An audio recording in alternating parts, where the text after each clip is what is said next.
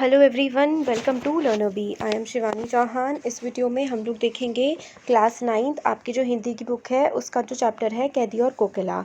और ये जो कविता है ये माखनलाल चतुर्वेदी ने लिखी है। तो इसका हम लोग ना पूरा का पूरा मीनिंग, वर्ड मीनिंग, हर चीज़ समझेंगे। तो ये जो पैरा है, ये वाला पूरा, इसका मतलब क्या है? ये कवि जो है इसके, वो तो माखनलाल चतुर्वेदी हैं। तो कवि इसमें कहते हैं, हे कोयल, तुम काराकाह के ऊपर मंडरा मंडरा कर क्या गा रही हो? तुम्हारे हृदय में कोई गंभीर बात है जो तुम मुझसे कहना चाहती हो पर कह नहीं पा रही। कहते कहते चुप हो जाती हो। क्या तुम मेरे लिए कोई प्रेरणा लाई हो? तुम मुझे क्या संदेश देना चाहती हो? मेरे हृदय में तुम किस प्रकार के भावों को भरना चाहती हो?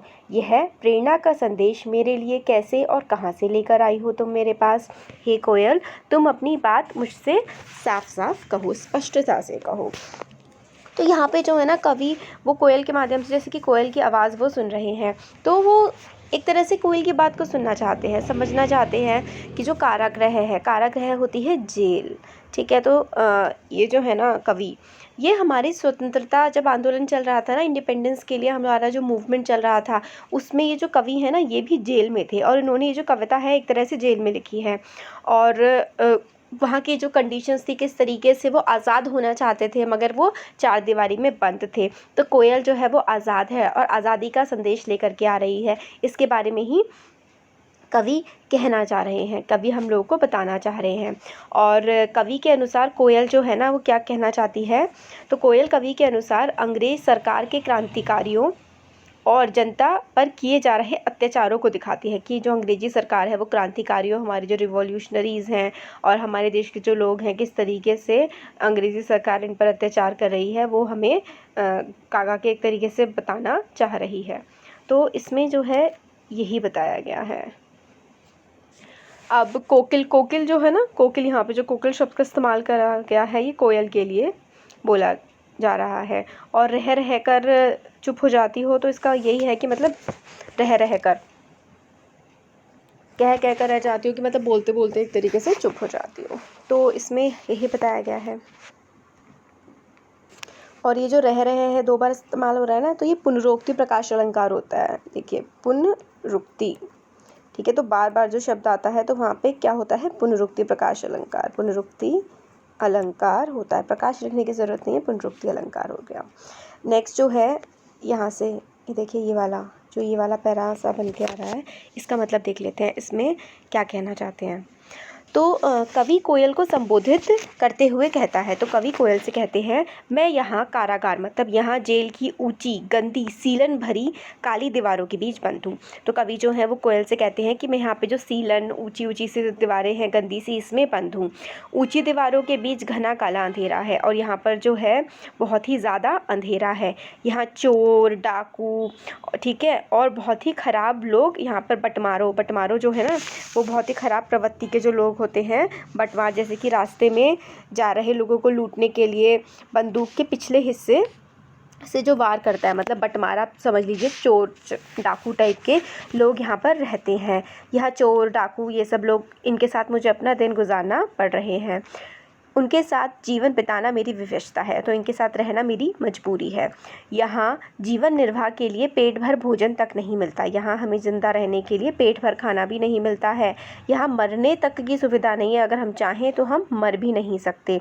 ऐसा नरकीय जीवन हमें विवश होकर कष्ट सहन करने के लिए जीना पड़ रहा है। तो मतलब नरक जैसा जीवन हमें यहाँ पर जीना पड़ रहा है, बहुत बुरा जीवन।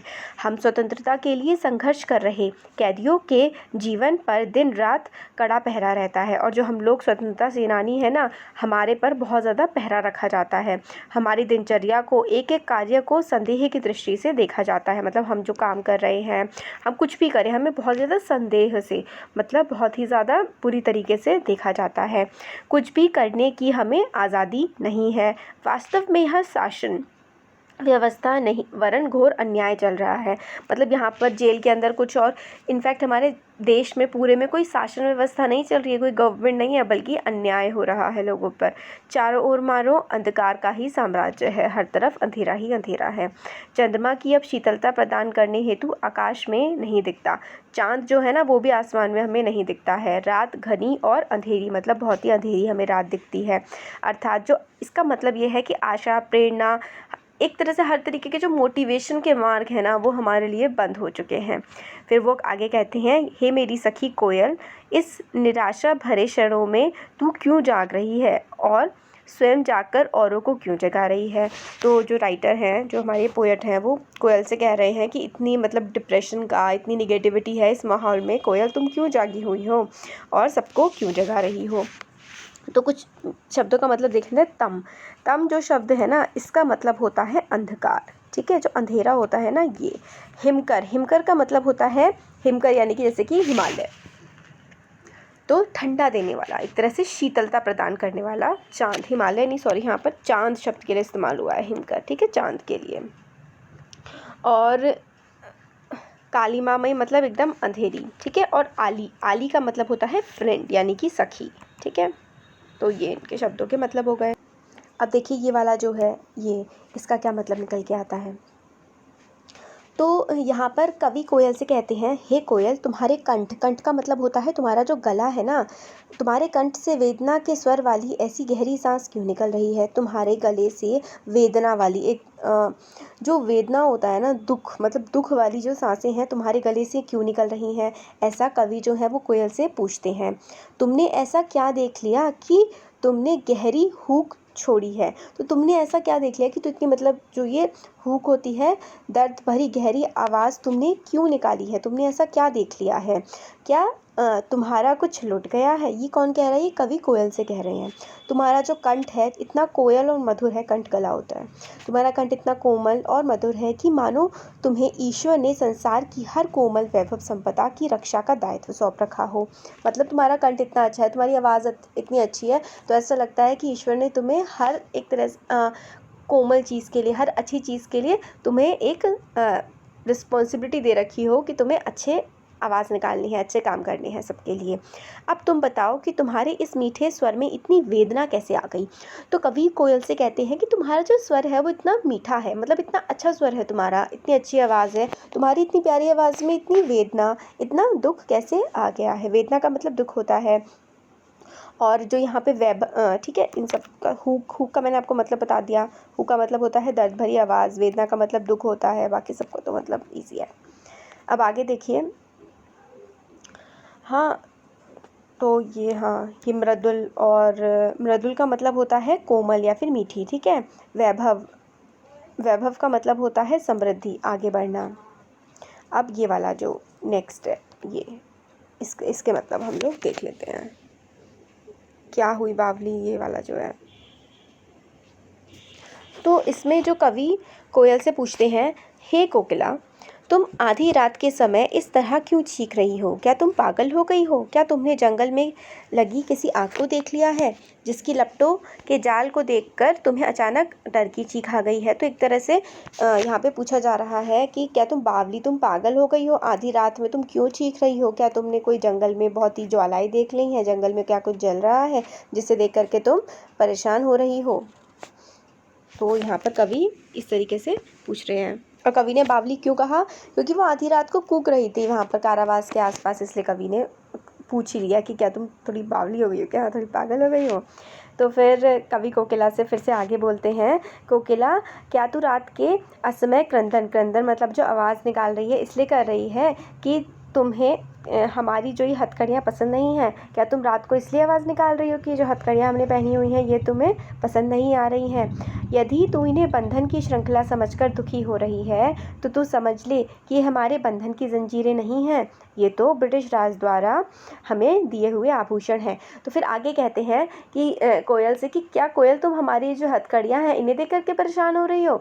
तो फिर वो कवि कहते हैं कि कोयल, इन्हें देख के परेशान मत हो, क्योंकि ये तो हमारे गहने हैं, ये कोई हमें हथकड़ियाँ नहीं है, बंधन नहीं है हमारे, ये तो हमें ब्रिटिश सरकार के द्वारा दिए हुए गहने हैं, ये तो हमें स्वाधीनता के दीवानों के गहने हैं। मतलब ये तो उन लोगों के कहने हैं जो चाहते हैं कि देश आज़ाद हो, चाहे किसी भी हम उस कीमत से उसको ले जाएं, हम खुद कारागार में बंद हो जाएं उसके लिए, मगर हमारे देश को आज़ादी मिलनी चाहिए। ये तो हमारा गौरव बढ़ा रहे हैं। कारागार के इन सीखचों मतलब कारागार मतलब जेल के अंदर जो हम लोग बंद हैं, इसमें इन्हें देखकर हमें ये तो दुखी मत हो कोयल, ये तो हम लोगों की जो हमारे देश की आज़ादी की तरफ बढ़ते हुए कदम हैं। फिर आगे कवि कहते हैं कि जो ये कोल्हू के बैल चलते हैं ना, ये इनकी जो आवाज़ आती है, ये तो कारागाह में जेल में हमारे लिए एक तरह से म्यूज़िक बन गया है। इसमें हमें अब आनंद आता है। हम जेल में दंड स्वरूप कंकड़ पत्थर तोड़ पीट कर अपने दम पर आज़ादी का गीत अपने हाथ से लिख रहे हैं। और यहाँ पर जो हम लोग कंकड़ पत्थर पीटते हैं, जेल में हम जो काम करते हैं, इससे तो हम लोग अपने आज़ादी की एक सॉन्ग्स लिख रहे हैं। जिस प्रकार कठोर पत्थर को हम पीट पीट कर टुकड़े करके रख देते हैं, मतलब बड़े बड़े पत्थरों को पीट पीट कर हम लोग क्या करते हैं, हम लोग छोटे छोटे टुकड़े करके रख देते हैं, इसी तरह से ब्रिटिश राज को भी हम एक दिन छिन्न भिन्न कर देंगे। तो कहते हैं कि जिस तरह से हम ये पत्थरों को, बड़े बड़े पत्थरों को तोड़ देते हैं, इसी तरीके से हम ब्रिटिश राज को भी एक दिन तोड़ करके रख देंगे। फिर आगे बोलते हैं कि मैं अपने पेट पर जुआ बांधकर चरखा खींच रहा हूँ। इस क्रिया से मैं धीरे धीरे किंतु अनवरत रूप से ब्रिटिश सरकार वे दम्भ रूपी कुएं को खाली किए दे रहा हूँ। अर्थात मैं, ये आगे बताते हैं कि जो है एक कुएं से पानी निकाल रहे हैं ये अपने पेट पे रस्सी बांध के, तो ये उसको एक प्रतीक मानते हैं कि ये ब्रिटिश सरकार का जो यहाँ पे हुकूमत है हमारे देश में, उसको खाली कर रहे हैं ये। फिर लास्ट लाइन में कवि कहते हैं, अच्छा कोकिला, अब मैं समझ गया कि तुम रात में क्यों आई हो हमें ये अपना गाना सुनाने, क्योंकि दिन में तो हम लोग इतनी ज़्यादा मेहनत परिश्रम में लगे रहते हैं कि हम तुम्हारी आवाज़ सुन ही नहीं पाएंगे, और रात के समय तुम इसलिए आई हो ताकि तुम जो अपनी संवेदनाएं हैं, जो हमारे साथ हो रहा है, हमारे ज़ख्मों पर मरहम लगाने के लिए तुम आई हो, हमें थोड़ा दिलासा देने के लिए तुम रात में आई हो, इस तरीके से बोलते हैं। फिर अब बस होने वाला है चैप्टर। अब हम लोग आगे का मतलब देखेंगे। देखिए यहाँ से लेकर के ये वाला जो पूरा का पूरा है और ये वाला, इनका मतलब एक ही साथ बन रहा है ना, तो हम लोग पूरा का पूरा अब इसमें देखेंगे आगे। तो आगे जो है कवि कहते हैं कोयल से कि कोयल देखो, तुम्हारा रंग काला है, आज की रात भी काली है, इधर जो ब्रिटिश शासन है ना, इसकी करतूतें भी काली हैं, अर्थात हर तरफ जो है अन्यायपूर्ण व्यवहार फैला हुआ है। कारागार में, यहाँ जेल में हम चोरों के साथ, डकैतों के साथ मैं रह रहा हूँ, और मेरे मन में जो कल्पनाएं हैं वो भी अब बहुत ज़्यादा उनकी, मतलब कल्पनाएं भी अब मेरी काली ही हो चुकी हैं। इस काल कोठरी में जिसमें मैं बंद हूँ, हर तरफ अंधेरा है, यानी हर तरफ काली है। ओढ़ने के लिए जो कंबल दिया गया है वो भी काला है, पहनने के लिए जो टोपी दी गई है वो भी काली है, जिन जंजीरों से मुझे बांधा हुआ है वो भी काला है। इस काले अंधकार में, अन्यायपूर्ण वातावरण में रात के समय पहरेदार की जो हुंकार आती है ना, वो नाग की तरह डसने वाली होती है, मगर मतलब जो पहरेदार बोलता है ना, वो भी बहुत ही गंदे शब्द बोलता है। इस सारे अन्याय के साथ साथ मुझे, मतलब इतना सब कुछ तो बुरा हो ही रहा है, जो सिपाही है ना कारागार के, वो भी उल्टा सीधा हम लोगों को बोलते हैं, बहुत ही गंदा व्यवहार हमारे साथ करते हैं। फिर आगे बोलते हैं, हे कोयल, कारागार के इस अशांत संगतपूर्ण, मतलब इतनी खराब जगह में तुम क्यों आ गई हो? यहाँ पे तुम्हारा स्वर मधुर है और तुम सबको प्रसन्न करने की सोचकर होकर गा रही हो, पर सच यह है कि यहाँ तुम्हारे प्राणों की, मतलब तुम्हारी जान को यहाँ पर खतरा है, तुम्हारे प्राण यहाँ पर सुरक्षित नहीं हैं। तुम पर भी पल पल संकट के बादल मंडरा रहे हैं। तुम अपने प्रकाश से भरे, आशा और उम्मीद से भरे प्रेरणादायी गीतों को इस अंधेरी रात में, और वह भी कारागार के ऊपर मंडराते हुए गाकर क्यों व्यर्थ कर रही हो? मुझे तुम स्पष्टता अपने मुंह से बोलकर बताओ। तो फिर ये जो पोएट होते हैं, ये कोयल से सारी बात कर रहे होते हैं कि हर तरफ अंधियारी है और तुम यहाँ पर आकर के क्यों गाना गा रही हो? यहाँ पर तुम्हारी जान को भी खतरा है, और तुम्हारी मतलब जो तुम हमें मोटिवेट करने की कोशिश कर रही हो, ये सब मत करो, क्योंकि मतलब ये सही नहीं है यहाँ के लिए, क्योंकि यहाँ पर हो सकता है तुम्हारी जान को कोई खतरा हो। फिर पोएट कहते हैं कि तुम मुझे खुद से, मतलब बोल के बताओ कि तुम ऐसा क्यों कर रही हो। फिर आगे कवि जो है कोयल से कहते हैं, हे कोयल, तुम भाग्यशाली हो कि तुझे बैठने के लिए हरियाली से भरी हुई डालियाँ प्राप्त है, कि मतलब तू भाग्यशाली है कोयल कि तेरे को हरी हरी डालियाँ प्राप्त हैं बैठने के लिए। मुझे तो अंधेरी कोठरी में घुट घुट कर जीना पड़ रहा है। तुझे उड़ने फिरने के लिए असीमित जो है आसमान मिला हुआ है, और मुझे इस बंदी गृह की 10 फुट की सीमित कोठरी में जो है अंदर बंद करके रखा हुआ है, जहाँ पर मैं घूम भी नहीं सकता हूँ। तू गाती है तो लोग प्रशंसा से वाह वाह करते हैं, और मेरा रोना किसी को नहीं सुनता, मतलब कोई नहीं सुनता है मेरा रोना। लोग मेरी वेदना, मेरा दुख सुनना भी नहीं चाहते हैं। मेरी और तेरी परिस्थिति में बहुत ज़्यादा अंतर है। तू स्वतंत्र है, मैं परतंत्र हूँ, मतलब गुलाम हूँ, मैं एक कैदी हूँ, ऐसा कवि बोल रहे हैं।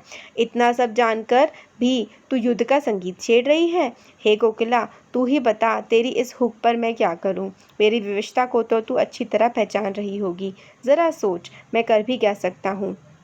हाँ, तेरी प्रेरणा से मैं कारागार में बैठे बैठे अपनी ओजपूर्ण कविताएं तो रच ही सकता हूँ। मैं इसके अतिरिक्त और क्या करूँ? मोहन अर्थात मोहनदास करमचंद गांधी के स्वतंत्रता के दृढ़ संकल्प को पूरा करने के लिए मैं अपनी प्राण शक्ति किस दिशा में लगाऊं? हे कोकिला, तुम ही मेरा मार्गदर्शन करो, मुझे बतलाओ, बोलो तो लास्ट में कवि कहते हैं कि मतलब तुम तो हरियाली में रहती हो, आकाश में उड़ती हो, तुम कितनी भाग्यशाली हो। यहाँ तो मैं घूम भी नहीं सकता हूँ, मेरी कोई वेदना भी नहीं सुनना चाहता है, मतलब मैं जो रोता हूँ या मेरे दुख को कोई नहीं सुनना चाहता है। मैं सिर्फ यहाँ पर कविताएं ही तो लिख सकता हूँ। और जो हमारे मोहनदास करमचंद गांधी जी हैं, इनकी आज़ादी की लड़ाई में मैं इनका साथ देने के लिए तत्पर यहाँ पर खड़ा हूँ। तो यहाँ पे नसीब का मतलब भाग्य है, ठीक है। और आकाश का तो आपको मतलब पता ही है, नभ जो शब्द का इस्तेमाल किया गया है, नभ का मतलब होता है आकाश, ठीक है। नभ का मतलब आसमान होता है। गुन्हा का मतलब दोष होता है, विषमता जो शब्द है इसका मतलब होता है असमानता, डिफरेंस। और रणभेरी का मतलब होता है युद्ध का संगीत, मतलब आप लोगों ने गेम ऑफ थ्रोन्स तो नहीं देखा होगा वैसे, है ना, उसमें म्यूजिक बजता था। खैर, तो यहाँ पे रणभेरी जो है वो युद्ध के समय का संगीत होता है। और हुंकृति होती है हुंकार देना, हाँ बोलना। गुन्हा का मतलब होता है कोई गलती करना, ठीक है। और आसव जो है रस लेना या फिर मदिरा ड्रिंक। तो हमारी पोएम हो गई। तो इसमें पता है, देखिए पोएम में क्या है कि एक कैदी है, ठीक है, माखनलाल चतुर्वेदी जो है ना, वो जेल में रहे थे हमारी आज़ादी के समय पर, जब आज़ादी की लड़ाई चल रही थी। तो वो अपनी वहाँ की कंडीशंस के बारे में बोलते हैं और कोकिला से एक तरीके से बात कर रहे हैं कि तुम्हारा जीवन ऐसा है, मेरा जीवन ऐसा है। उसकी कन्वर्जेशन के थ्रू हम लोग को बताया गया है कि जो हमारे स्वतंत्रता सेनानी हैं, उन्होंने हमारे देश की आज़ादी के लिए कितनी कुर्बानियाँ दी हैं, कितने बलिदान दिए हैं। तो ये हो गया चैप्टर का एक्सप्लेनेशन। अच्छा लगा वीडियो तो ज़रूर बताइएगा, और लाइक करिए वीडियो को, चैनल को सब्सक्राइब करिए, अपने फ्रेंड्स के साथ शेयर करिए। Thank you.